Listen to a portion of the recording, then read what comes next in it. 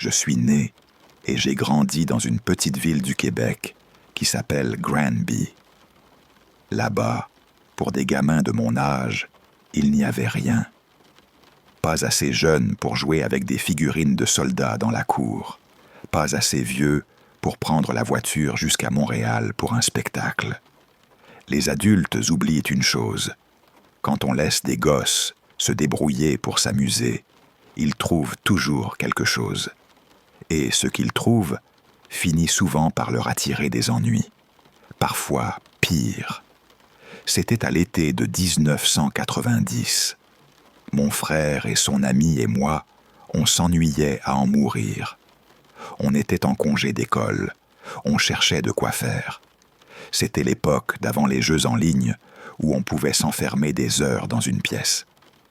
Si ces jeux avaient existé, je vous jure qu'on serait resté dedans. Aujourd'hui, je rabroue mon fils sans arrêt pour qu'il sorte, qu'il voie le monde. À mon époque, j'aurais tué pour avoir ces jeux. Mais là, on finissait par écraser des pièces contre les rails du Canadien national pour s'amuser. Héritage provincial, quoi. On a balancé des idées, une après l'autre, jusqu'à ce que mon frère, Jean-François, propose d'aller explorer l'ancien centre commercial. J'avais entendu des gosses de la ville qui en revenaient, mais j'avais toujours eu les miquettes. Là, j'ai accepté, pas par bravoure, par peur de passer pour un lâche devant les autres. Ils étaient tous plus jeunes que moi. J'aurais jamais pu le vivre si j'avais reculé. J'ai avalé ma salive. J'ai pris la tête du troupeau. On a traversé le centre-ville. L'ancien quartier commerçant sentait la peinture écaillée et la poussière retenue.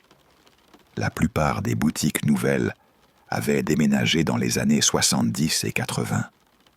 Quand l'autoroute 10 est arrivée, les commerces ont suivi. L'ancien secteur a dépéri comme un fruit laissé au soleil. L'un de ces laissés pour compte, c'était le vieux centre commercial qui avait ouvert à l'endroit même de l'original en 1976. Quand j'ai commencé à m'en rappeler, il était déjà rongé par le temps.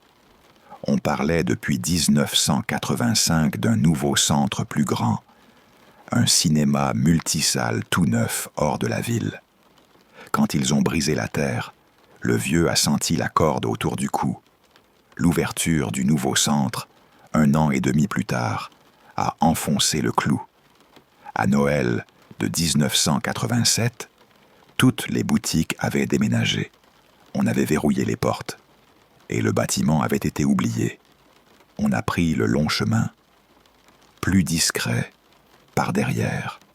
On a contourné, on a fouillé un peu, on a grappillé une planche qui pendait au cadre de la porte. On l'a prisée, on l'a retirée. L'air qui est sorti du centre commercial avait l'odeur de choses mortes. La moisissure, le métal froid, l'humidité qui ronge le bois. On est entré. C'était sombre, plein de détritus. Et en même temps, c'était comme je m'en rappelais. Bizarroïde, familier. Je leur ai dit de rester groupés. Pas de conneries de cavaler d'un bout à l'autre. Pourtant, je sentais qu'ils avaient tous envie de courir, de disparaître entre les colonnes, de coller l'oreille aux vitres brisées. L'endroit était immense. Je crois que ça leur foutait la trouille autant qu'à moi. Mon frère a pointé du doigt une fontaine à moitié démantelée. Je lui ai rappelé qu'on faisait des vœux et qu'on y lançait des pièces. Sur le mot « pièce », lui et son ami Pierre ont foncé comme si c'était Noël. Bien sûr, il n'y avait plus un sou. Ça m'a fait rire, longtemps, jusqu'à ce que j'aperçoive un mouvement, très loin, derrière une colonne. Mon cœur s'est mis à tambouriner. J'ai cru que j'allais me pisser dessus. Puis, un battement d'ailes, un groupe de pigeons a pris son envol dans un nuage de plumes grises. Le son a fait retomber la pression. J'ai respiré. Les autres voulaient aller vers l'endroit où j'avais vu bouger. On y est allé. L'exploration n'était pas cool comme dans les films. Les devantures étaient toutes fermées par des grilles d'acier lourdes. On ne pouvait pas entrer. On a continué vers l'ancienne succursale de la baie. Là, on a remarqué que la grille de la salle de jeu était entr'ouverte. Comme vous pouvez l'imaginer, il n'y avait plus de bornes ou de jeux. Une grande salle vide, un vestige, des toilettes, un bureau à l'arrière. Les vandales étaient y passés avant nous, tout était saccagé. Et pourtant, mon frère a trouvé un lavabo intact sur le sol des toilettes. Il l'a soulevé et l'a fracassé contre un autre lavabo déjà cassé. Le bruit a résonné. Le goût du métal a envahi l'air. Le bureau était rempli de vieux vêtements, de sacs de couchage empilés. Pour la première fois, j'ai pensé que des gens vivaient peut-être dans le bâtiment. Ça m'a glacé. J'ai prié pour que personne ne soit là. Des histoires de gamins disparus dans des maisons abandonnées m'ont traversé la tête. J'ai proposé qu'on aille voir ailleurs. On est sorti de la salle de jeu. On a continué vers l'ancien magasin Gap. On a trouvé un trou dans la grille, assez grand pour passer. Dedans, c'était la même bouffe. Vêtements moisissants, détritus, odeur de transpiration ancienne. On a décidé de s'en aller et chercher un autre coin. En sortant, j'ai eu plus de misère à me glisser. Mon derrière, je le sentais coincé. Après un tirage, je me suis dégagé. En me redressant, je l'ai vu. Il se tenait devant la baie. Un homme, immobile, comme une statue qui vous regarde au ralenti. Un frisson m'a traversé l'échine. J'étais bloqué. Je pouvais entendre mon frère et Pierre qui se chamaillaient derrière moi, des mots étouffés, des rires nerveux. Mais j'étais comme paralysé. L'homme nous fixait. J'ai senti son regard me clouer au sol. Puis il a remarqué que Jean-François sortait de la grille, que Pierre le suivait à moitié. L'homme a commencé à gueuler. Il s'est mis à courir vers nous. Pierre n'était pas complètement hors du trou. Sa jambe était coincée, accrochée à quelque chose. Mon cerveau a crié « Cours !» J'ai fauché. Mais j'ai réalisé qu'ils n'étaient pas tous hors de là. Mon frère tirait Pierre. Pierre s'arc-boutait. La grille râlait. L'homme rappliquait, lourd, déterminé. J'ai couru en hurlant. Je suis revenu en arrière. J'ai arraché la grille de ce qui le retenait. On s'est extirpé à la dernière seconde. On a filé. On a sprinté. Le souffle haché. Mes poumons brûlaient. La peinture des lumières clignotait. Le sol résonnait sous nos pas. Derrière nous, ses pas martelaient aussi. J'ai su, j'ai senti que si je ralentissais d'une seconde, il nous aurait rattrapés. Et là, Dieu sait ce qu'il aurait fait. En moins d'une minute, on était dehors. On rampait hors des portes avant, en se traînant, en raclant nos genoux. J'ai regardé, en arrière, la gorge serrée, pour voir mon frère et son ami jaillir un à un. Avant que j'aie eu le temps de reprendre mon souffle, une voix d'homme a dit « Alors, les jeunes, qu'est-ce que vous faites par ici ?» J'ai levé les yeux. 2 agents de la Sûreté du Québec se tenaient sur le bord du trottoir, appuyés sur leur véhicule de patrouille. Je ne savais pas si je devais pousser un soupir de soulagement ou me pétrifier encore plus. J'attendais que l'homme sorte du bâtiment en rampant vers nous, qu'il surgisse du bois cloué à la porte. Il n'est jamais paru. On s'est approché des policiers. J'ai soufflé aux 2 autres de fermer leur gueule et de me laisser parler. Les agents nous ont questionnés d'un ton sérieux, mais pas méchant. J'ai marmonné qu'on s'était ennuyé, qu'on était allé jeter un coup d'œil, qu'on n'avait rien vu et qu'on rentrait chez nous. Juste au moment où j'avais fini ma phrase, Pierre a commencé à dire quelque chose sur l'homme qui nous avait poursuivis. Je l'ai poussé du coude. Je lui ai chuchoté de se taire. Hors de question que j'admette avoir fui un adulte qui pouvait être un agent comme eux. Chez nous, on respectait la police. On avait plus peur de nos parents que des policiers, pour être franc. Si mes parents avaient su qu'on avait déguerpi devant un agent, on aurait pris une sacrée volée. Pas de coups abusifs, non.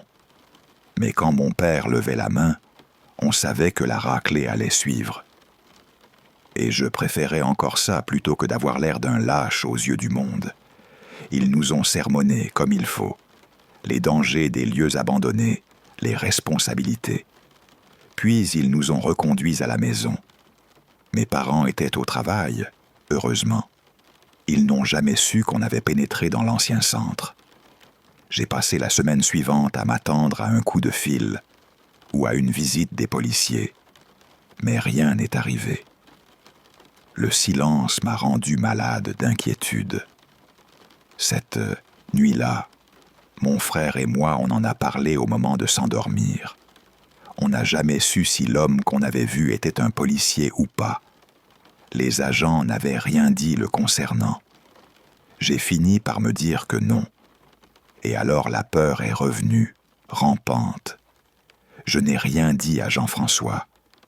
L'idée de le terroriser encore plus et qu'il aille tout répéter à nos parents m'a empêché de parler.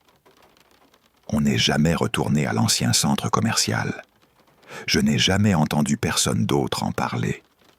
Et je n'ai jamais revu cet homme. Avec le temps, on a trouvé d'autres conneries à faire, pas très légales parfois, et l'école a repris le dessus. Mais des rumeurs ont couru au fil des années. Des bruits fous, des cultes sataniques qui battaient des tambours dans les couloirs, des soi-disant hantises. J'ai filtré la plupart. Mais un reportage m'a accroché le cerveau. Une fille qui avait été enlevée et emmenée là pour être agressée. Elle avait dit que l'homme l'avait portée jusque dans l'ancienne succursale de la baie. Je me suis demandé un moment si c'était le même type, mais personne n'a montré de photos, rien d'assez précis pour confirmer. Alors j'ai évité d'y penser. Quand la ville a finalement décidé de raser le vieux bâtiment, en 2005, j'ai applaudi l'idée. Il avait été question, un temps, de restaurer la structure pour en faire une sorte de salle d'exposition. Ça n'a jamais abouti. Le jour de la démolition, j'y suis allé.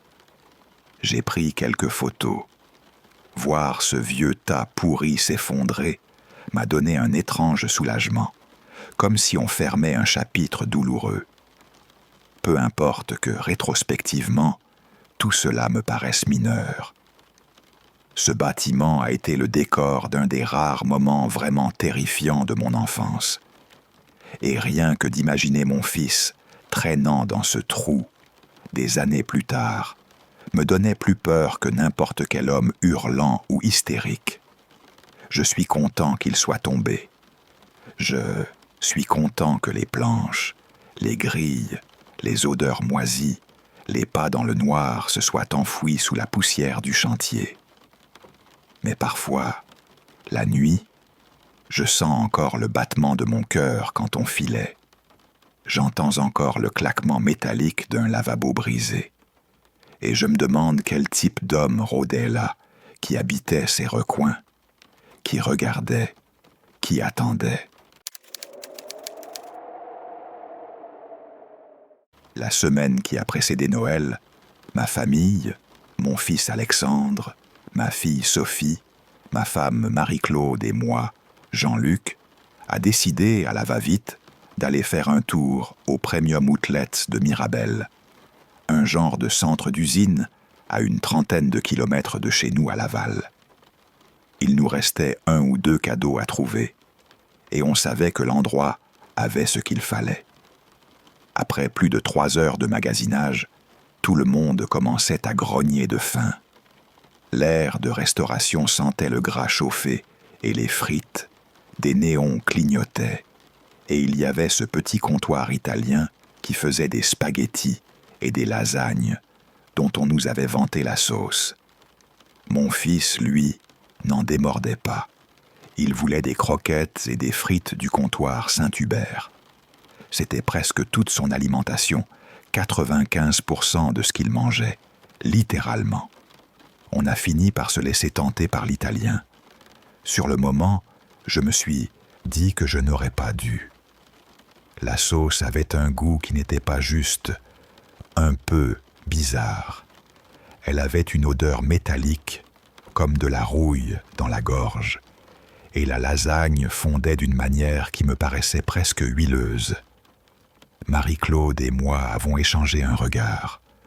On a été affamés, alors on a mangé quand même. Alexandre, ravi avec ses croquettes, nous a regardés avec cet air de satisfaction enfantine, et je me suis dit, encore une fois, que j'aurais mieux fait d'écouter mon intuition et d'aller chez Saint-Hubert. Sur le coup, personne n'a dit que quelque chose n'allait. Personne ne s'est senti mal tout de suite. Le soir, on est rentré et on a cru que c'était fini. Le lendemain matin, vers 4h15 du matin, j'ai été réveillé par les pires crampes que j'ai jamais ressenties. Mon cœur battait comme si quelqu'un frappait contre ma cage thoracique. J'ai senti la sueur froide glisser le long de ma colonne. Marie-Claude utilisait déjà notre salle de bain.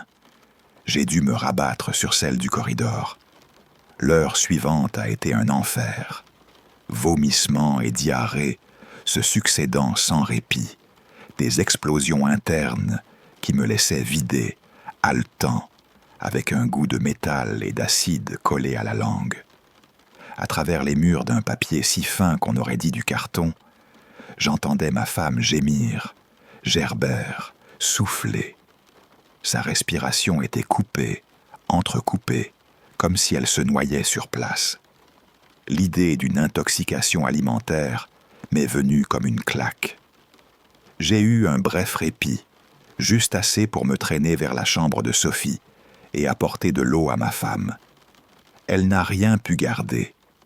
Alexandre est entré dans notre chambre, l'air paniqué, pour dire que Sophie était aussi très malade et qu'elle s'était enfermée dans la salle de bain à l'étage. Sa seule préoccupation, qu'il n'avait nulle part où faire. Je lui ai lancé de réagir comme un adulte. S'il devait absolument y aller, qu'il aille dans le jardin. Un des bienfaits d'habiter une maison de banlieue à Laval, ai-je pensé, alors que mes jambes me lâchaient. J'ai voulu en dire plus, mais les crampes m'ont repris, plus violentes encore. J'ai couru à la salle de bain, j'ai vomi, j'ai entendu mon propre cœur cogner contre mon timbre. Et à chaque gorgée d'eau, j'ai cru avaler du plomb. Quand j'ai pu enfin me calmer, je suis allé voir à l'étage. La porte de la salle de bain était fermée. J'ai frappé. Pas de réponse. J'ai frappé encore, avec une sorte d'appréhension qui m'a parcouru la nuque comme un courant. Un mauvais pressentiment m'a poussé à forcer la porte. La lumière froide de la salle de bain m'a éclairé un instant, et j'ai vu Sophie, étendue par terre, inconsciente, à côté d'une immense flaque de vomi. L'odeur m'a assommé. Bile, sang, quelque chose de putride qui s'accrochait aux narines. J'ai pris son pouls, à peine perceptible. Son cœur était faible, minuscule, comme un papillon épuisé.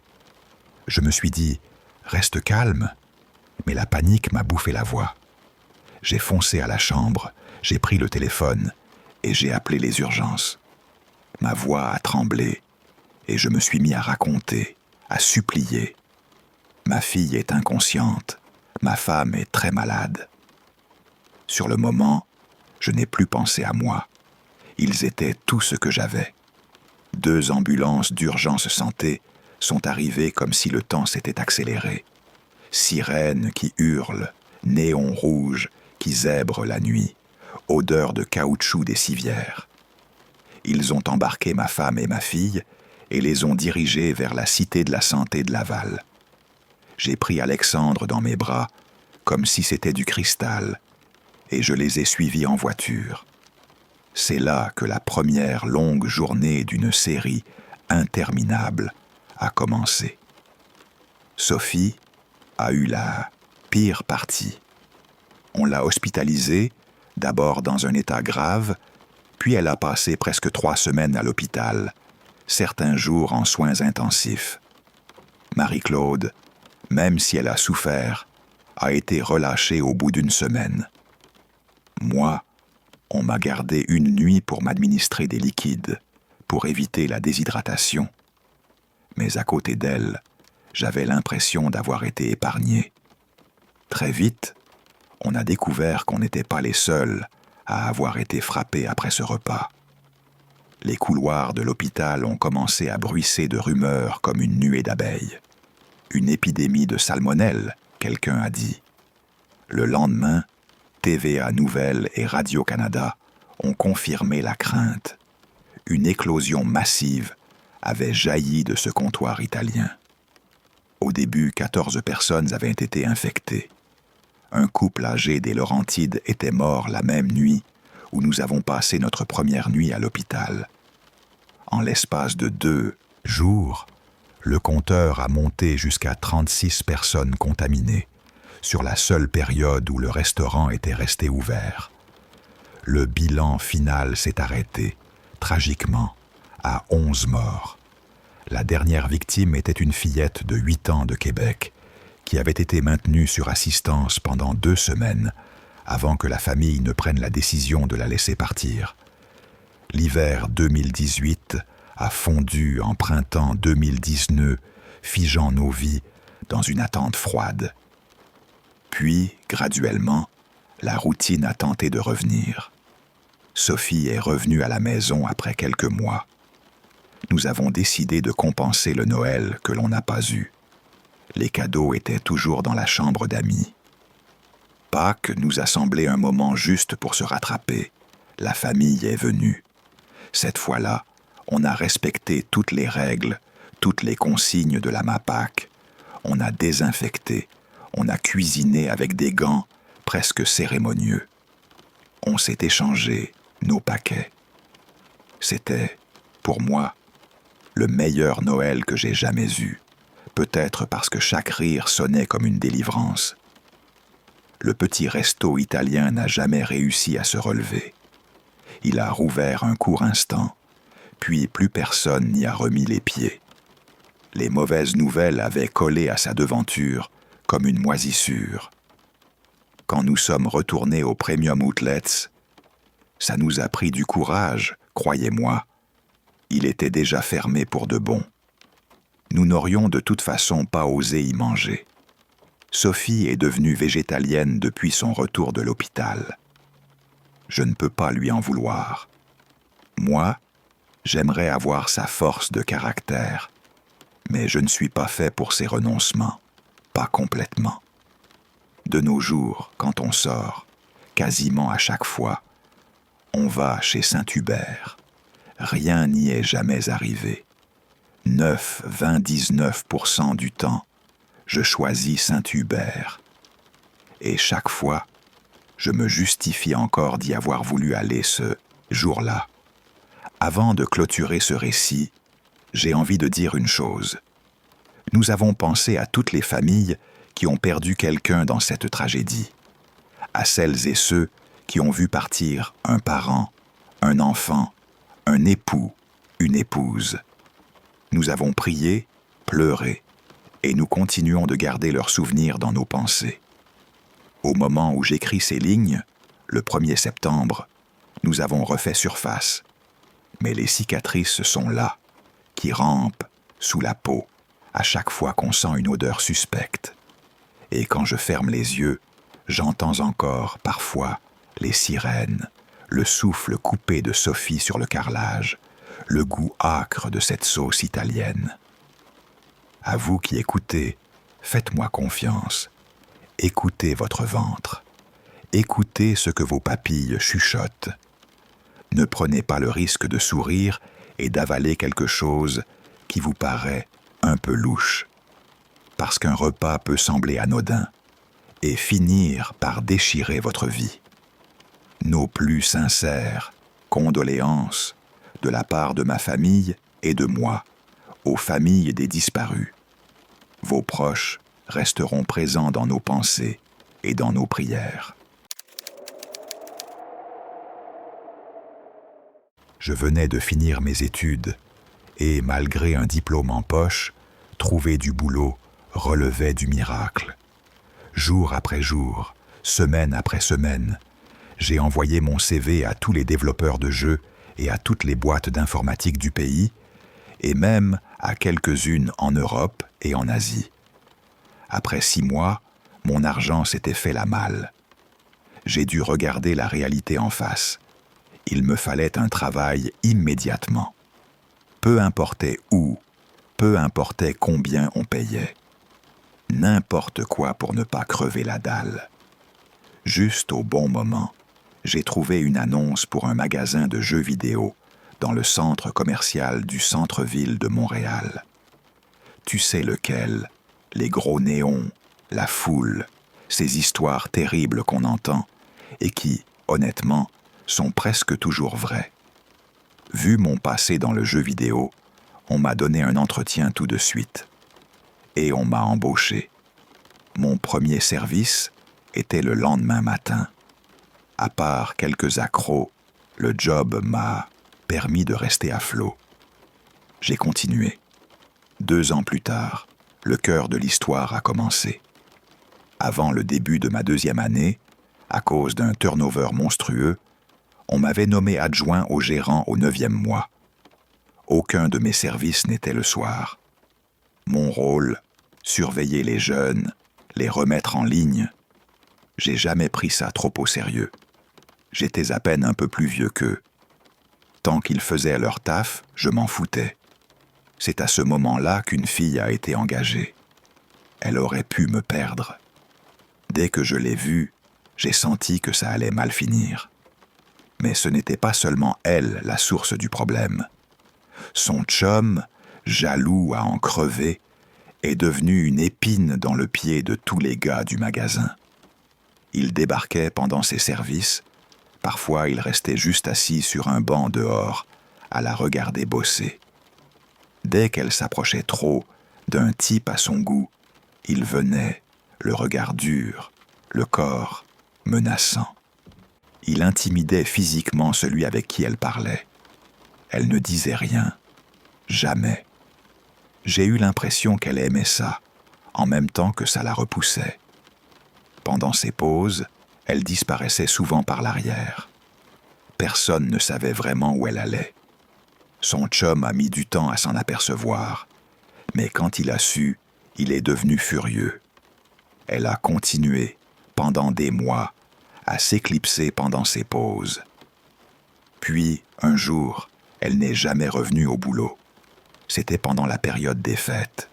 Le magasin était un enfer. Les employés partaient en pause après un rush, et certains ne revenaient pas. Le turnover était comme ça. Je n'ai pas fait gaffe. Je me suis dit qu'elle était partie, qu'elle en avait eu marre, qu'elle avait claqué la porte. Quelques jours plus tard, la Sûreté du Québec est venue nous poser des questions. Ils m'ont dit « On a reçu une plainte pour disparition. » Ça m'a glacé. Ses parents l'avaient déclarée disparue le lendemain de son absence au travail. Elle n'était jamais rentrée chez elle. Le truc fou, c'est que quand les policiers ont visité l'appartement du copain pour voir s'il n'était pas là, ils n'ont pas seulement constaté son absence. Après des recherches, ils ont appris que personne n'avait vu ni lui ni elle depuis environ 1 semaine. J'ai répliqué tout de suite que je ne savais rien. J'avais supposé qu'elle avait quitté le boulot. Voilà tout. Ça leur a suffi, apparemment. Ils sont partis. Je ne les ai plus jamais revus. Le temps a passé. L'affaire s'est presque effacée de ma tête. Puis, en février, quelque chose d'énorme est arrivé et tout est revenu. Net comme de l'eau claire. Des ouvriers ont rénové un local pour un futur locataire. Après avoir vidé l'endroit des restes du précédent occupant, ils ont senti une odeur immonde. Au départ, on a cru à des restes alimentaires moisis ou à un dizzy animal mort dans les murs. Ils ont fouillé, sans résultat. L'odeur persistait. Plutôt que de défoncer les murs tout de suite, ils sont allés voir le local mitoyen, lui aussi vide depuis longtemps. Ce local, c'était l'entrepôt du centre commercial.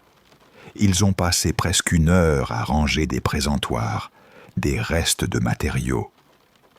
Un bordel pas possible. Quand ils allaient abandonner, l'un d'eux a trouvé la source. Ce n'était pas un rat. Quelqu'un avait vissé une grande plaque de contreplaqué contre une minuscule penderie, la rendant invisible. L'ouvrier a senti que l'odeur empirait à mesure qu'il s'approchait. Il a tiré la plaque. Et il a vu. Sur le sol, face au mur, gisait un corps en partie momifié. On aurait dit une femme. L'air froid et sec, emprisonné dans cet espace mal ventilé, combiné au froid de l'hiver québécois, avait presque miraculeusement empêché la décomposition complète. C'est pour ça que l'odeur n'avait pas envahi tout le centre commercial et que le cadavre était resté caché si longtemps. Le centre commercial s'est emballé. Les langues se sont déliées. Les gens ont commencé à dire qu'une personne avait disparu un jour et n'était jamais revenue. Chez nous, on avait fait partir au moins 15 personnes dans l'année précédente. Et les rumeurs ont commencé à fleurir. Le nom est tombé un matin.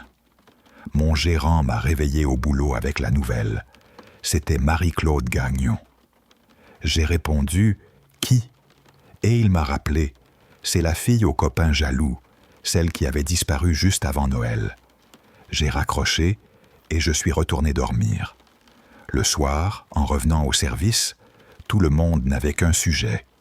Qui avait fait ça? Le suspect numéro 1, pour tous, c'était le copain, Pierre-Luc Bédard. On savait qu'il avait disparu juste après d'elle. Son corps n'avait pas été retrouvé à côté du sien. Ça paraissait évident. Il était taré, il avait pu la tuer. C'était simple. La rumeur a pris. 2 semaines plus tard, un article du Journal de Montréal a mis une autre pièce sur l'échiquier. La Sûreté du Québec avait reçu des informations. Pendant ses pauses, Marie-Claude aurait trompé son chum avec un employé du centre commercial. Il se retrouvait dans le local vide, celui où le corps avait été trouvé, pour se cacher et se défouler. Après des pistes, ils ont identifié l'employé. Un gars de la boutique de cartes, âgé de 22 ans. Pas de nom dans le journal. Il a raconté aux policiers qu'il et Marie-Claude avaient prévu de se retrouver le jour de sa disparition, mais qu'il avait été retardé, et quand il est arrivé dans le local vide, elle n'était plus là. Il a pensé qu'elle était repartie au boulot, pensant qu'elle ne pouvait pas l'attendre. Quelques jours plus tard, quand les flics ont commencé à poser des questions, il a entendu qu'elle était portée disparue. Sa première pensée a été la pire. Il a cru qu'on l'accuserait. Alors il n'a rien dit. Puis, quand il a appris que le copain était aussi introuvable, il a préféré se taire encore. Il se disait que si le copain cherchait à l'éliminer pour l'avoir surpris, mieux valait ne rien dire. De son aveu, il était juste effrayé. Et je l'ai compris. Ce que personne ne savait, et qu'il ne savait probablement toujours pas, c'est que j'avais eu quelque chose avec elle, moi aussi. Ça n'avait pas duré longtemps, juste assez. C'est moi qui lui avais montré les passages derrière les boutiques. On s'était éclipsé là plusieurs fois pour se voir. On ne s'est jamais fait choper. Elle est passée à autre chose. Je n'ai pas été blessé. Je savais qu'elle avait un copain. On a joué la carte du détachement parce que ça nous semblait le plus sûr. On avait raison. Personne ne savait pour nous. J'étais soulagé. Si le mec avait étranglé sa copine pour un adultère, comme tout le monde l'imaginait, il serait allé taper sur l'autre homme. Pauvre gars de la boutique de cartes. Ça n'aurait pas pris beaucoup à quelqu'un pour faire le lien. Et aujourd'hui encore, il est introuvable. La peur que le copain surgisse un jour et lui colle des balles ne l'a sans doute pas quitté. Moi non plus. J'ai regardé par-dessus mon épaule pendant des années. La Sûreté du Québec a avancé l'hypothèse qu'il avait peut-être mis fin à ses jours peu après.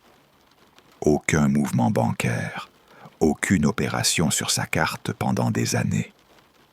Mais je n'ai jamais baissé ma garde. 9 ans plus tard, il ne se passe pas une semaine sans que je pense à elle.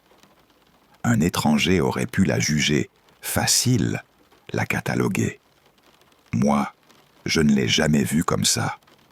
Elle cherchait juste un gars qui la traiterait bien, qui s'engagerait, sans être psychotique. Elle était bonne. Elle ne méritait pas cette fille. Qui la mérite, franchement? Parfois, la nuit, je sens encore l'odeur. Pas l'odeur de la sueur ou de la rouille, mais quelque chose de plus ancien. L'odeur d'un corps qui s'est attardé trop longtemps dans un coin où personne ne regarde. Je me souviens du silence, du froid, du bruit sourd d'un cœur qui battait trop fort dans ma poitrine quand j'ai appris la nouvelle. Je me souviens des mains qui tremblaient, des ouvriers qui ont reculé comme s'ils avaient dérangé un nid. Personne n'a dit qui avait enfermé le corps là. Personne n'a avoué. Le copain n'a jamais été retrouvé. Le gars de la boutique de cartes a disparu. Les questions restent rondes, comme des trous qu'on ne sait pas boucher. Et moi, je suis resté avec la sensation d'avoir marché près d'un gouffre sans m'en rendre compte. Je me suis dit que si ça avait été l'un d'eux, j'aurais dû prévenir. Ou peut-être que si j'avais été moins détaché, moins cool, j'aurais fait la différence. Peut-être. Ce qui me hante, ce n'est pas l'image brute du cadavre. C'est la banalité avec laquelle on a laissé une fille s'effacer.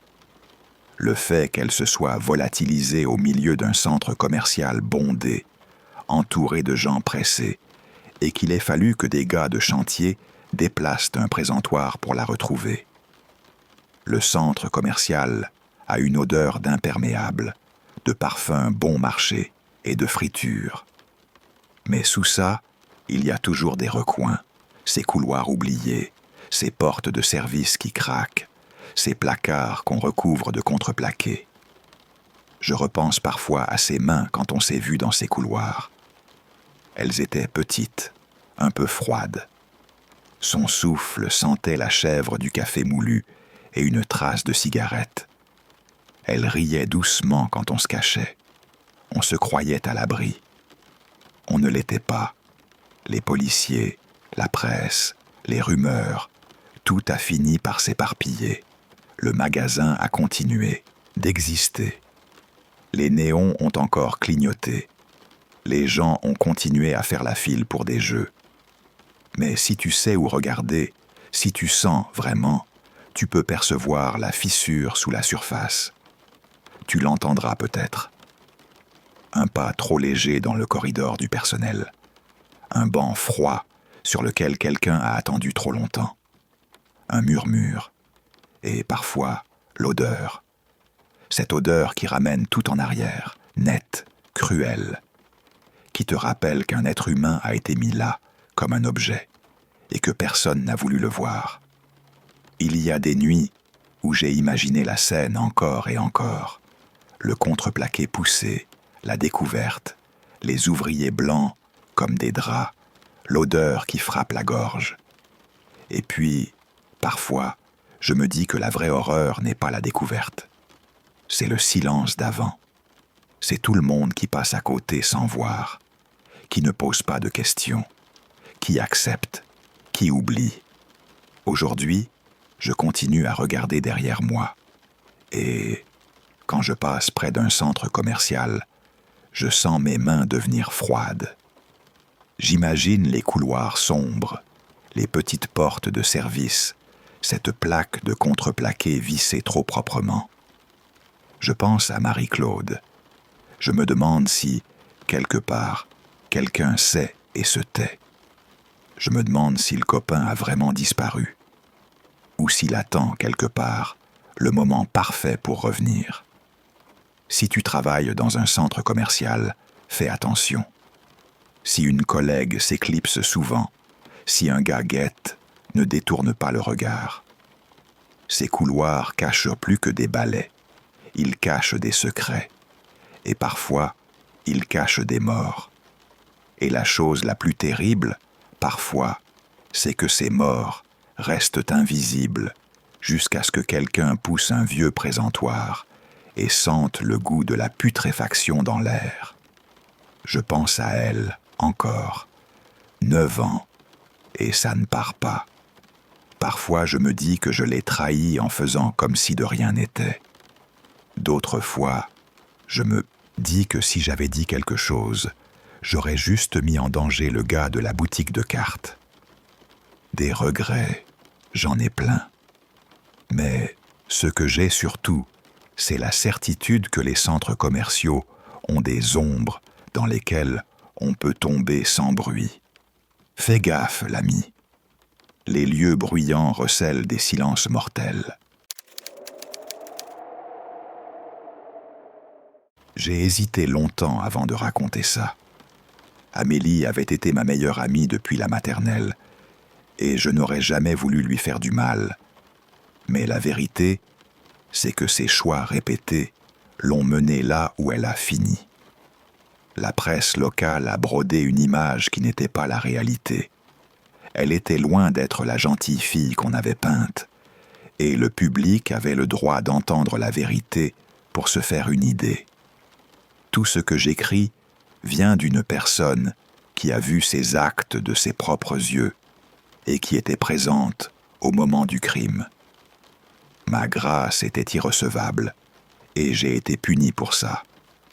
À tous ceux qui disent que je l'ai trahie en témoignant contre elle, je réponds qu'en fait, c'est elle qui a trahi son amie en faisant ce qu'elle a fait. Je n'aurais jamais participé si j'avais su ce qu'elle préparait. Si c'est tout ce qu'on doit régler, je peux commencer mon histoire.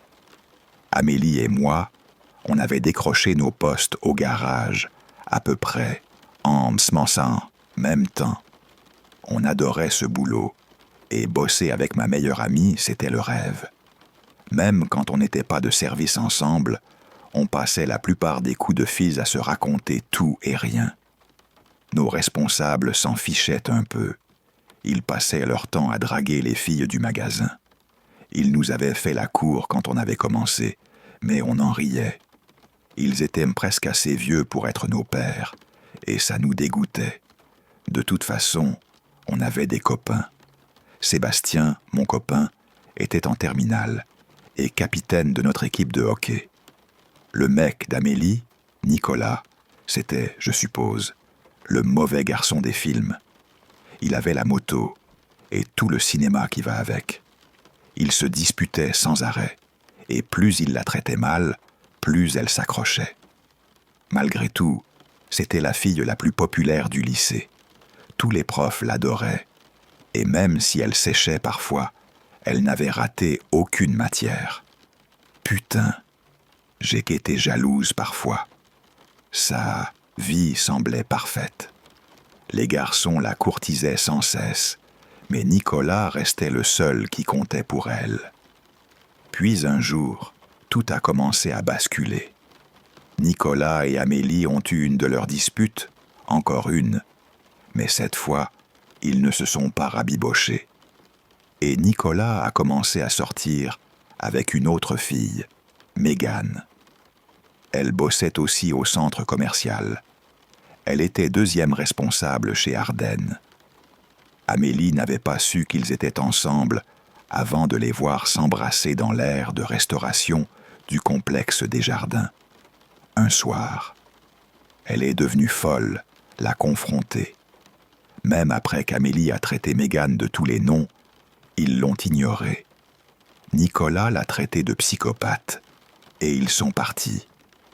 Elle a fait semblant de ne pas avoir mal, mais dès qu'on est rentrés au magasin, dans l'arrière-boutique, elle s'est effondrée en sanglots. C'est là que j'ai entendu pour la première fois qu'elle voulait faire du mal à Megan. Mais je n'ai pas pris ça au sérieux. On dit tous des horreurs quand on souffre. La fois suivante, on est tombé dessus exprès.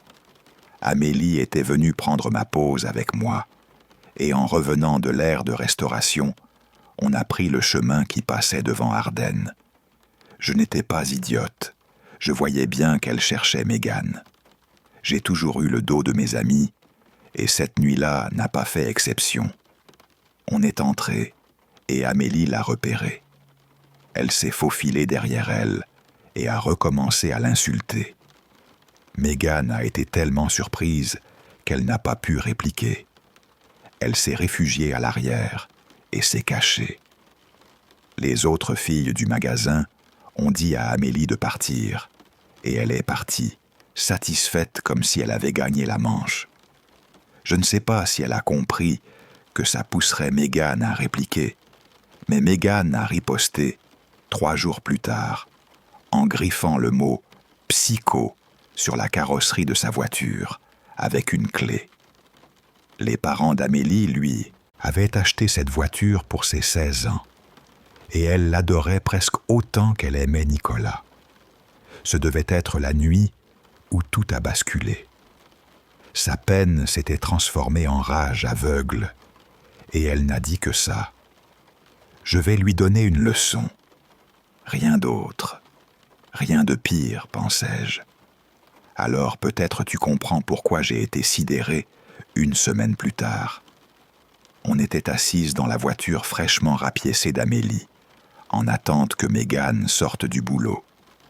Le plan était simple. On allait la maîtriser, la pousser dans le coffre et l'emmener dans les bois près des Laurentides pour lui faire peur. Juste ça. Quand elle est sortie, Amélie a bondi hors de la voiture et a couru vers elle. Elle avait filé si vite que je n'ai pas pu la rattraper. Elle s'est à nouveau glissée derrière elle. Megan m'a entrevu en la voyant arriver, mais c'était trop tard.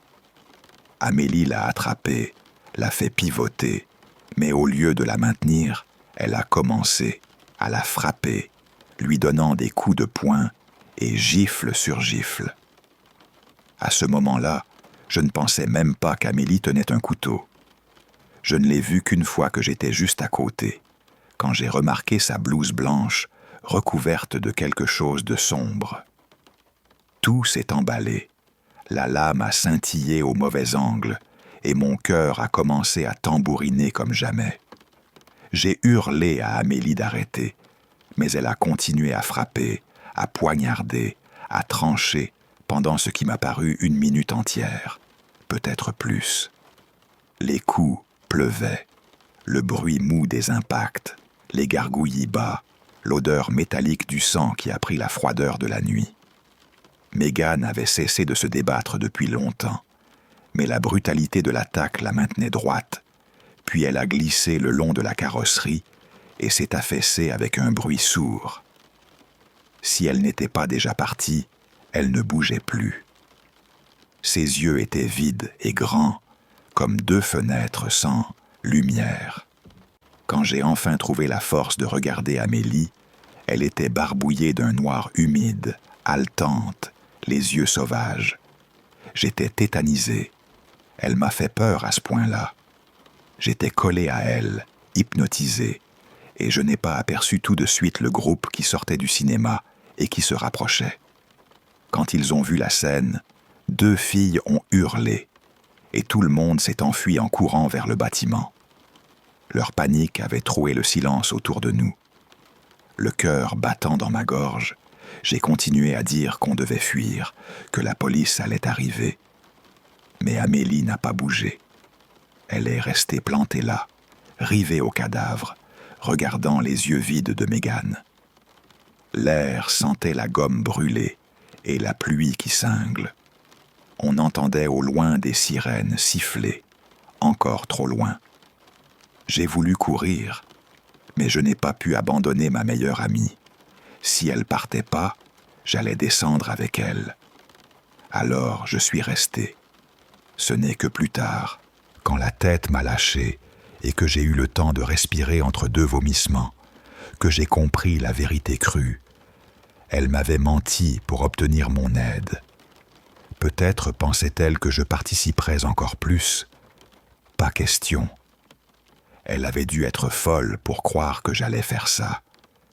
Je n'ai jamais prétendu être un ange. J'admets que je n'ai pas fui, que j'ai été présente. Et la loi m'a rattrapé pour ça. Mais aider à la bastonner et devenir complice d'un meurtre froid, ce n'est pas la même chose. Elle m'a volé le choix. En m'entraînant, elle m'a enlevé la possibilité de dire non. Et en prenant cette décision, elle m'a rendu complice aux yeux de la loi. C'est pour ça que j'ai témoigné contre elle. C'est pour ça que j'ai parlé. Ce soir-là, notre amitié s'est brisée pour toujours. J'ai fait 5 ans. J'en suis sorti. La peau encore froide à certains endroits quand je repense à la nuit. Le goût du métal qui reste parfois quand je rêve. Le bruit des chaussures qui s'éloignent en courant. Tout ça m'habite. Je devais raconter ma version. Peu importe si on me croit ou pas. Personne qui n'était pas là ne peut me juger. Je sais ce que j'ai vu. Je sais ce qui est arrivé. Et j'ai porté ce poids jusque-là. Maintenant, c'est dehors. Tu veux savoir si je la pardonne? Non, pas possible. Elle m'a prise au piège, m'a regardé dans les yeux et a choisi la violence. Et même maintenant, quand la nuit tombe et que je sens ma propre respiration s'accélérer, j'entends encore parfois le petit bruit sec du couteau contre la tôle. Et ça me suit comme une ombre que je ne peux plus chasser. J'ai eu 16 ans quand le copain de ma sœur, Jean-François, m'a trouvé un job au cinéma de 5 salles des Galeries d'Anjou, à Montréal. Il était adjoint au gérant à l'époque et allait bientôt devenir le boss l'année suivante. J'ai aimé ce boulot et j'y suis resté jusqu'à mon départ au cégep, quelques années plus tard. J'ai des tas d'histoires qui font froid dans le dos de cette période. Et peut-être que j'en raconterai d'autres un jour. Mais celle que je vais vous livrer s'est passée dans le centre commercial, même où était accroché notre cinéma. Si je me souviens bien, c'était un vendredi soir, juste après la fin des cours pour les vacances d'été.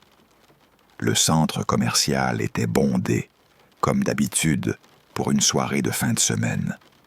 Et je courais partout pour m'assurer que les comptoirs de friandises restaient approvisionnés. En plus, je contrôlais les billets et j'empêchais les gamins de se faufiler dans des films qui n'étaient pas pour eux. Bientôt, toutes les projections de la séance de 7 heures ont commencé et la tempête s'est calmée. J'avais une envie de cigarette qui me tenaillait. Alors je suis allé dans la place de restauration et je m'en suis allumé une. L'odeur du maïs soufflé, du gras et de la sauce relevée flottait dans l'air, mélangée à la fumée. Autour de moi, c'était le vacarme habituel. Rire bruyant, choc de chaussures sur le carrelage, cliquetis de plateau. J'avais repéré des filles au comptoir de Harvey's, quand soudain, un cri de femme a percé tout ce brouhaha comme un éclair. Ce cri m'a transpercé. Il a mis un moment avant que je ne comprenne les mots, parce que sa voix était en lambeaux, étranglée, et la foule la noyait. Puis enfin, ma fille, quelqu'un m'aide, je ne trouve pas ma fille. Quand j'ai saisi, ses gestes ont pris sens. Elle courait partout, elle fouillait les visages comme on palpe à tâtons, s'arrêtant devant presque chaque petite fille, inspectant, suppliant. Plusieurs femmes l'ont entendue et ont essayé de la calmer, de l'entourer, de la retenir. Le son de sa panique a commencé à répandre quelque chose comme une contagion dans la place. Bientôt, quelques-uns des employés du cinéma ont entendu le bazar et sont sortis voir ce qui se passait. Je leur ai raconté ce que j'avais capté.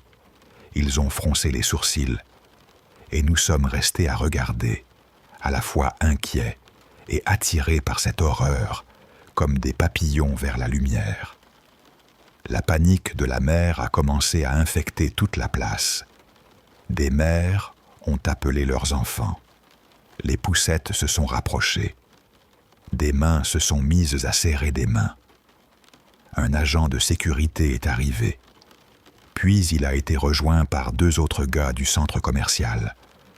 Je les ai vus secouer la tête, faire un signe de refus avec la main. Quand ils ont fait ce geste, la femme s'est mise à sangloter sans retenue. Quelques clientes ont tenté de la calmer. Elles lui ont pris les épaules, lui ont soufflé des phrases incendiaires en essayant d'étouffer la terreur. En quelques secondes, la situation a basculé dans le pire cauchemar de toute mère. Nous, du comptoir, on essayait de se bricoler des hypothèses, fugues, débandades, simples malentendus, et on chuchotait entre filles. Puis un homme a déboulé du dehors en courant. Il a rejoint un des agents de sécurité. Ils se sont parlé quelques secondes, puis sont sortis tous les deux. On ne savait pas ce que ça signifiait. Alors on a continué d'attendre, suspendu au bruit, au murmure. Moins de 5 minutes plus tard, le temps me paraissait élastique. Le chef de la sécurité a commencé à parler dans sa radio.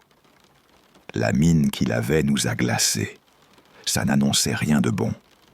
Il a pris la mère par le bras, l'a conduite comme on conduit quelqu'un vers le tribunal de la réalité, à travers la place de Restauration et vers les portes.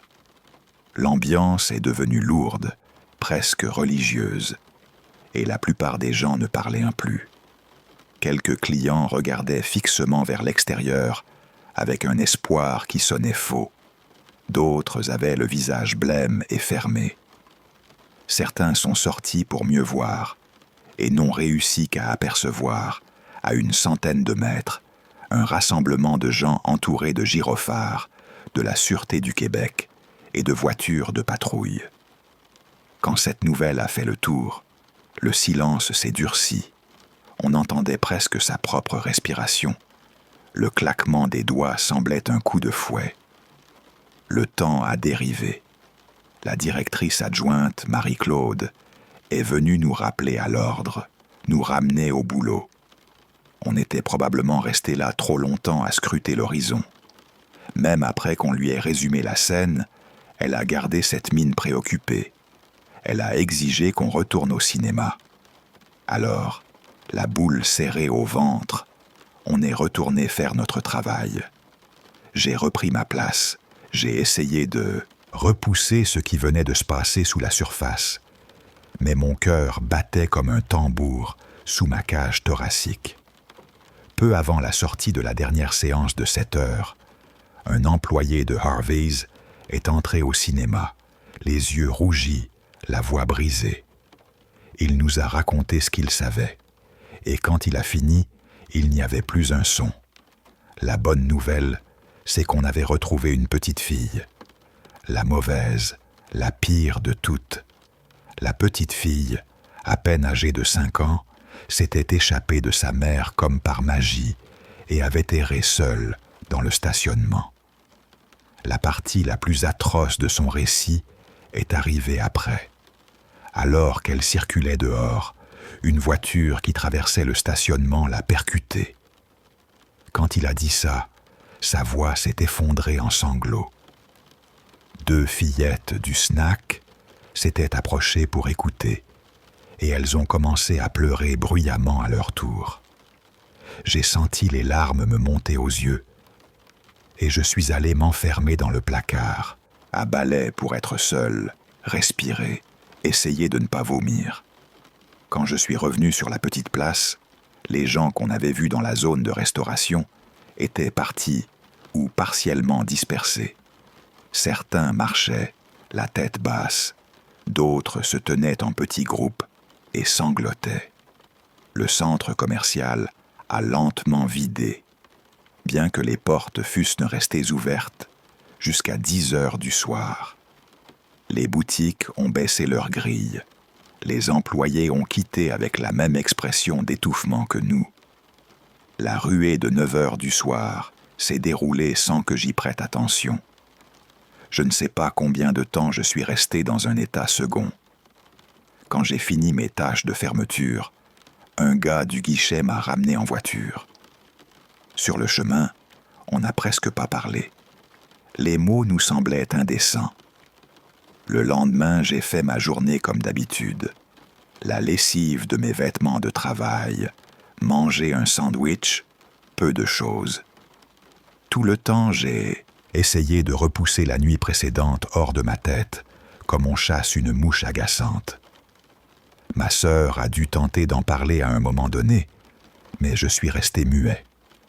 Le soir, au cinéma, nous passions nos heures comme des morts vivants. Parfois, un client lançait le sujet, mais personne n'avait envie d'y revenir. J'ai demandé à mon père de venir me chercher à la fin, en espérant qu'il n'en ait pas entendu parler. S'il en avait su quelque chose, il aurait voulu en parler. Et je ne voulais surtout pas ça. Heureusement, il n'avait rien entendu. En feuilletant les bandes dessinées du dimanche dans le journal de Montréal, une curiosité morbide m'a poussé à chercher un article sur l'incident. J'espérais que le type de Harvey's se soit complètement trompé.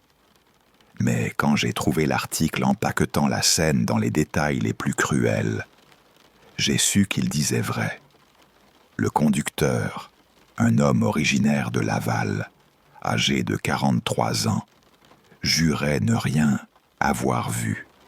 La Sûreté du Québec a confirmé que, malgré les phares allumés, cette portion du stationnement était mal éclairée. Lorsqu'on a demandé si des charges seraient de retenue contre la mer, la Sûreté a répondu non, sèchement. L'article se terminait sur une brève citation de la mer. Je n'arrive pas à croire que cela soit arrivé. Mon mari me dit de ne pas m'en vouloir, mais je le fais, et je le ferai toujours. Sans ma fille, je ne veux pas vivre. Des années plus tard, quand je repense à cette nuit, j'en ai encore les larmes aux yeux. 5 ans plus tard, quand mon plus jeune a réussi à s'échapper de mes mains pour un instant et qu'on l'a retrouvé tout de suite, une image m'a traversé l'esprit comme un éclair froid. Le visage de cette mère, revenue sans jamais m'offrir le réconfort que j'avais eu ce soir-là. Son soulagement, elle ne l'a jamais connu. Et cette pensée, je la garde comme une brûlure. Je ne sais pas si, chez vous, les vols pendant le temps des fêtes sont aussi fréquents qu'ici au Québec, mais ça s'est transformé en vrai fléau. Bon, les statistiques ont baissé un peu depuis que plus de gens autour de Montréal ont obtenu des permis restreints et qu'ils ont commencé à porter des armes dissimulées. Mais il reste toujours assez d'idiots prêts à risquer leur vie pour que ça nous tienne éveillés. L'année dernière, j'ai eu une grosse frayeur. 2 types ont failli transformer ma soirée en cauchemar. On était à environ 2 semaines de Noël. Partout en ville où on vendait quelque chose, c'était la cohue.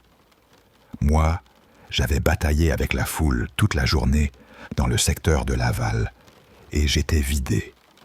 Mon dernier arrêt, c'était le petit Canadian Tire, au bout de la galerie sur le boulevard des Laurentides. Il était déjà 10 heures du soir quand je suis arrivé. Même si l'heure était avancée, le stationnement était plein. J'ai fini par trouver une place, tout au bout, loin, là-bas au fond. La marche jusqu'aux portes m'a paru interminable. Mes paupières clignotaient, comme si quelqu'un tirait des rideaux. J'ai attrapé tout ce qui me passait par la tête, ce dont on avait besoin à la maison. Finalement, je suis allé au rayon sport. J'ai pris le vélo que j'avais acheté plus tôt pour ma fille Chloé. Très vite, J'ai compris qu'on ne pouvait pas marcher avec le panier et pousser le vélo en même temps. J'ai laissé le vélo avec la caissière et je me suis résigné à faire le chemin de retour vers le camion. L'air froid m'a mordu la gorge. Le néon à travers la vitre vrombissait. L'odeur d'huile et de sel de déneigement me collait aux narines. En sortant du magasin, j'ai remarqué 2 gars qui traînaient près des portes. J'ai croisé le regard de l'un d'eux. Il a détourné les yeux aussitôt. Une mauvaise intuition m'a traversé. Ce stationnement avait déjà servi de scène à plusieurs braquages ces dernières semaines. Alors mon esprit a fait le lien tout de suite. Il faisait le mec tranquille, mais je les ai surpris me regarder plus d'une fois. Mon cœur a commencé à cogner plus fort, comme si quelqu'un frappait derrière ma poitrine avec le manche d'une pelle. J'ai entamé la marche vers le camion en les gardant à l'œil tout le long. L'air était sec, mes bottes crissaient sur le gravier. À environ au quart du chemin, l'un d'eux est retourné vers les portes. L'autre a continué à me suivre. Quand je suis arrivé au camion, j'ai vu qu'il contournait déjà le véhicule. J'ai accéléré le pas, jeté les sacs dans la caisse, sauté dans la cabine. J'ai démarré juste à temps pour lui éviter. C'est devenu évident, j'étais suivi. En l'espace d'1 heure que j'avais passé dans le magasin, le stationnement s'était vidé. Il ne restait presque plus rien, une poignée de voitures. Mon endroit le plus sûr allait être juste devant l'entrée. Alors c'est là que je me suis garé. En m'approchant, j'ai aperçu les 2 gars, plantés non loin des portes, comme 2 chiens en attendant. Mais je n'avais pas le choix. Il fallait que je rentre chercher le vélo. J'ai compté sur les caméras, sur la chance qu'un client me voie, sur la possibilité que la présence d'autres personnes les dissuade. Tout ça, ça me rassurait à peine. J'ai garé, je suis sorti à toute vitesse et j'ai couru vers l'intérieur. Plus je traînais, plus je donnais du temps pour qu'ils imaginent un plan. J'ai attrapé le vélo et j'ai filé dehors. Mon souffle formait des nuages blancs dans l'air froid. Mes mains tremblaient. J'ai poussé le vélo devant moi. J'ai couru et je les ai vus, tous les 2, qui faisaient les 100 pas à quelques pas du camion. Le béton de la devanture résonnait sous leurs semelles. Je n'ai pas réfléchi longtemps. J'ai roulé le vélo entre eux en courant. Ils ont sursauté, se sont écartés, juste comme je l'espérais. Ça m'a donné le petit délai dont j'avais besoin pour lancer le vélo dans la caisse, me glisser dans la cabine et verrouiller la porte. J'ai balancé mon corps, j'ai claqué la portière. Mais je n'avais pas calculé combien de temps il mettrait à se recomposer. À peine avais-je ouvert la porte que j'ai entendu des cailloux crisser derrière moi. Quelque chose écrasait le gravier. Un pas. La peur m'a fait bouger. J'ai tiré mon pistolet de sous ma chemise et je l'ai pointé vers la personne qui venait de me rejoindre. Je n'avais pas voulu en arriver là. Jamais je n'avais imaginé pointer une arme sur quelqu'un. Tirer sur un être humain, même penser à ça, c'est lourd. Mais la situation m'a poussé. Mes doigts se sont refermés sur le métal froid. Ma respiration s'est transformée en sifflement. Quand je me suis retourné et que j'ai braqué l'arme vers la menace, je l'ai vue de tout près. Le fait de bouger si vite m'a fait perdre l'équilibre et je suis retombé contre la porte du camion. C'est à ce moment-là qu'il a eu une vue complète sur l'arme. Ses yeux se sont écarquillés comme des pièces de monnaie. Il a levé les mains, les paumes ouvertes. À voix basse, presque sans souffle, je l'ai entendu dire « d'accord, ça ne vaut pas un coup de feu ». Il a reculé lentement. Le second, qui s'était préparé à courir vers nous, a vu son complice avec les mains en l'air. Il a compris. Il a tourné les talons et il s'est enfui. Son partenaire l'a suivi sans se retourner. Je suis resté dans le camion 1 minute à reprendre mon souffle. Mon corps tout entier tremblait. Le froid qui m'avait écrasé 1 heure plus tôt avait disparu, remplacé par une adrénaline brûlante. J'ai mis au moins 3 heures avant de me détendre assez pour tenter de dormir. Sur le trajet du retour vers la banlieue de Montréal, je n'ai pas arrêté de repasser la scène dans ma tête. Le visage du type, la façon dont ses yeux avaient changé, le cliquetis du gravier, le goût métallique de la peur dans ma bouche. J'ai pesé l'idée d'appeler la Sûreté du Québec.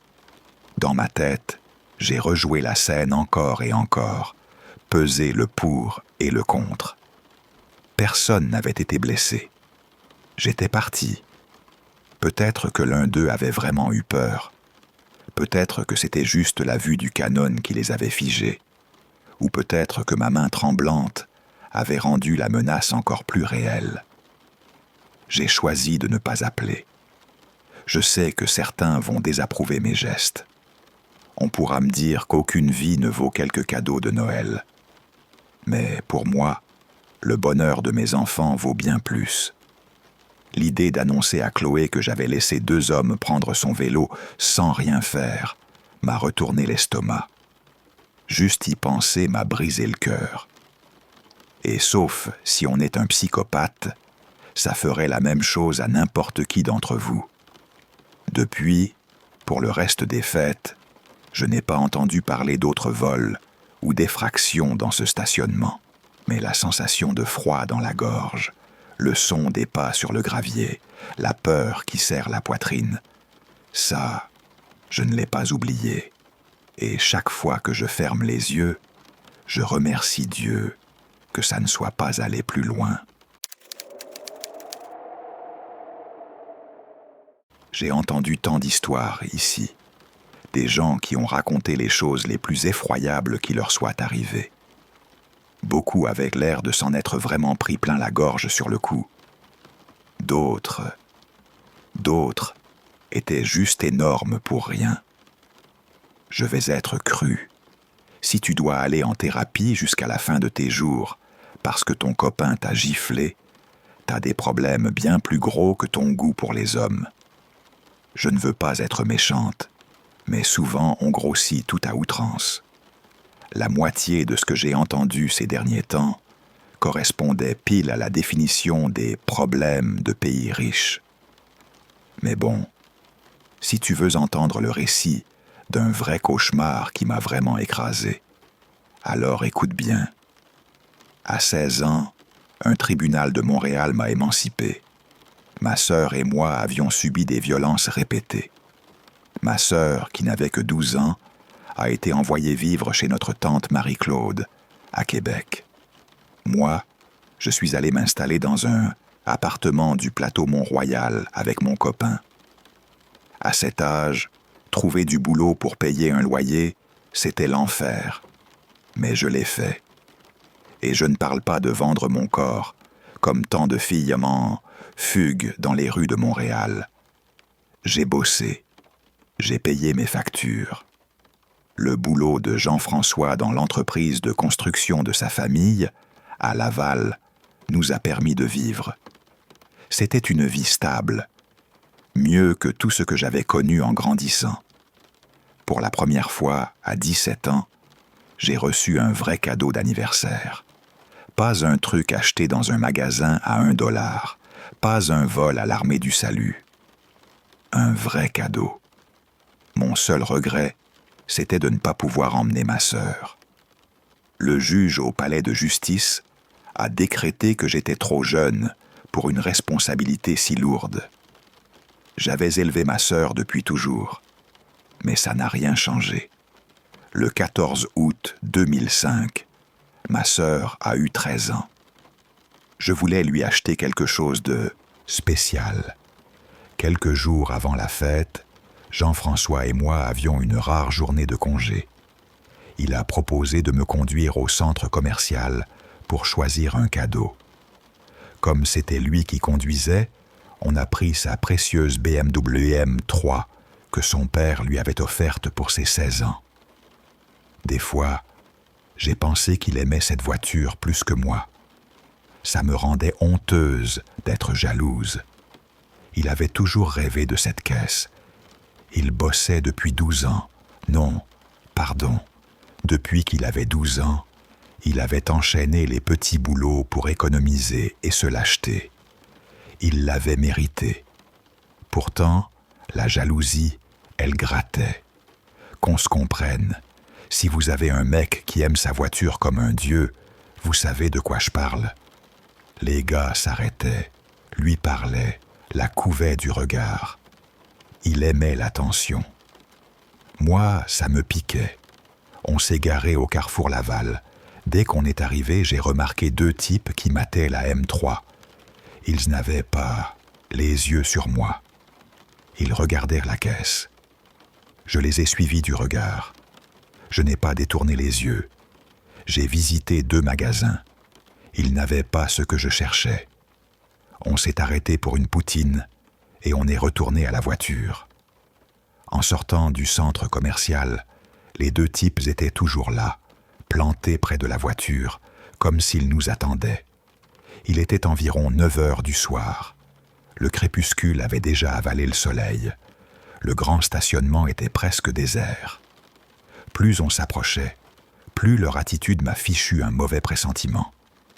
Les corps raides, les rires trop forcés, comme des gens qui essaient de calmer leurs propres nerfs. Je me suis dit qu'ils étaient peut-être un peu plus jeunes et intimidés. J'ai eu tort de me rassurer. Je me suis dirigé vers la portière passager. Jean-François a salué les types, poli comme d'habitude.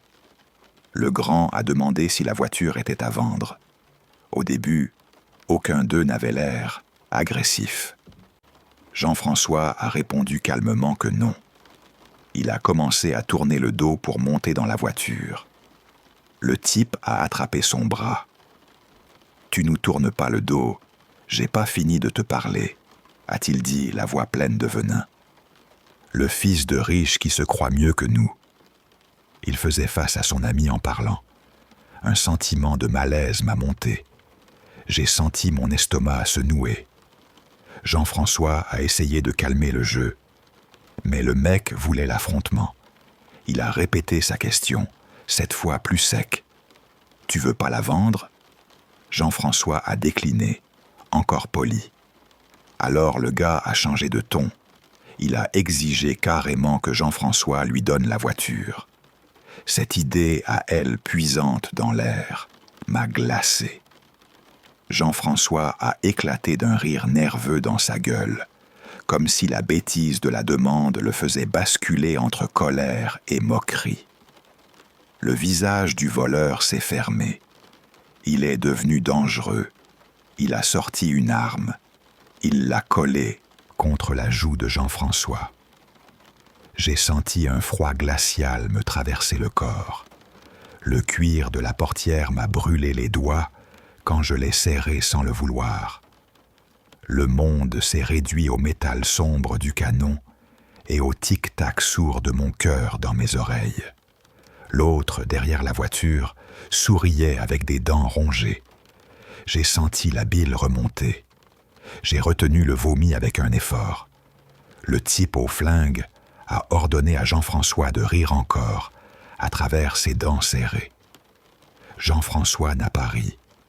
Il a essayé de parlementer, de dire que la voiture, au fond, coûtait cher à entretenir, que ce n'était pas si merveilleux. Rien n'y a fait. Je l'ai vu changer d'expression, le courage qui se vidait pour laisser place à la peur pure.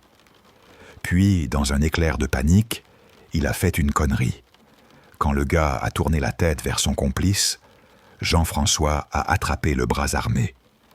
Il s'est bagarré pour l'arme. On allait essayer de l'immobiliser. Ils se sont retrouvés par terre, tous les deux, corps contre bitume, mains qui se tordent, jurons étouffés. J'ai essayé d'aider. J'ai foncé.